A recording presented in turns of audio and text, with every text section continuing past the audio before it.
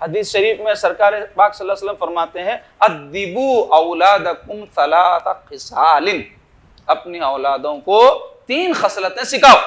پہلی کیا ہے؟ حب نبیکم، اپنے نبی کی محبت سکھاؤ۔ دوسرے حب اہل بیتی، اپنے نبی کی آل گھر والوں کی محبت سکھاؤ۔ وہ تلاوت القرآن، قرآن مجید کی تلاوت سکھاؤ۔ اور بھی چیزیں سکھانا ہے لیکن اس کا تعلق ایمانیات سے، سرکار کی محبت کا تعلق ایمان سے ہے، سرکار کی آل کی محبت کا تعلق ایمان سے ہے۔ قرآن مجید سیکھنا ایمان سے تعلق ہوتا ہے کیونکہ اسلامی عقائد، احکام وغیرہ سب قرآن میں ہے۔ تو میرے آقا کیا فرمائے؟ اسلامی عقائد کے لیے بنیاد سرکار کی محبت۔ اب حضور کی محبت جب دل میں پیدا ہوتی ہے تو اس کی علامت یہ ہوتی ہے کہ اس کی نظر میں دنیا ہیچ ہو جاتی ہے، حقیر ہو جاتی ہے، ادنا ہو جاتی ہے، دوسرے نمبر پر آ جاتی ہے۔ تو پہلے نمبر پر کیا رہتا ہے؟ پھر آخرت۔